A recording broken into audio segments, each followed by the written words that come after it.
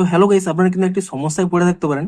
ধরুন আপনারা এখানে ডব্লিউবিসিএস এর অ্যাডমিট ডাউনলোড করতে চাইছেন, কিন্তু যখনই দেখুন সেই ফার্স্ট নেমটি দেওয়ার পরে এবং এনরোলমেন্ট নম্বরটি দেওয়ার পরে আপনি এখানে ডাউনলোড অ্যাডমিট কার্ড এই অপশানে ক্লিক করে নিচ্ছেন, কিন্তু এখানে দেখুন একটি পপ আপ শো করছে ইনভ্যালিড ক্যান্ডিডেট ডিটেলস।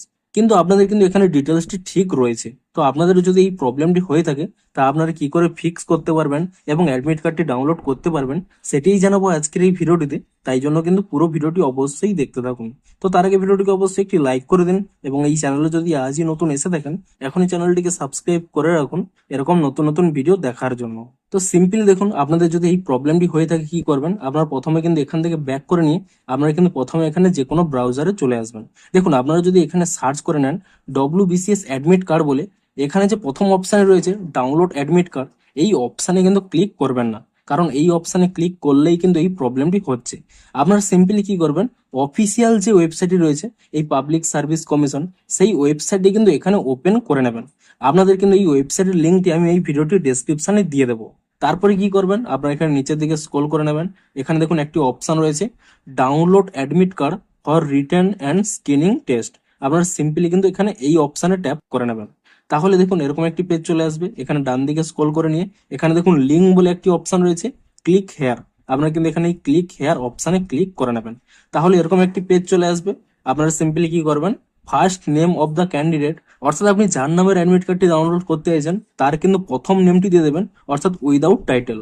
এবং তার নামটি দিয়ে দেওয়ার পরে আপনাদের যে এনরোলমেন্ট নম্বর রয়েছে অর্থাৎ অ্যাপ্লিকেশন আইডি রয়েছে সেই আইডিটি কিন্তু এখানে দিয়ে দেবেন। তো দেখুন আমি সেই ব্যক্তিটির প্রথম নাম দিয়ে দিয়েছি এবং এখানে এনরোলমেন্ট নম্বরটি দিয়ে দিয়েছি, যেটি দেখবেন ডব্লিউবিপিএসসি দিয়ে শুরু, সেই নম্বরটি কিন্তু আপনারা এখানে দিয়ে দেবেন এবং তারপর এখানে ডাউনলোড অ্যাডমিট কার্ড এই অপশনের উপরে কিন্তু এখানে ট্যাপ করে নেবেন।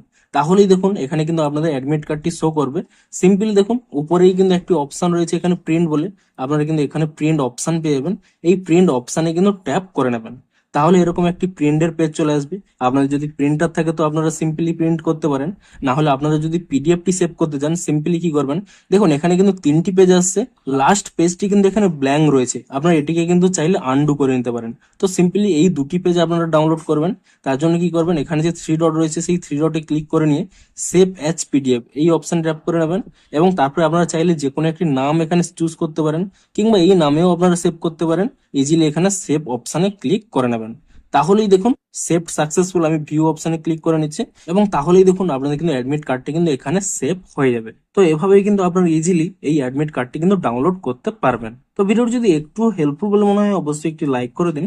দেখা হচ্ছে আরো কোনো ইন্টারেস্টিং ভিডিওর সাথে। Thanks for watching.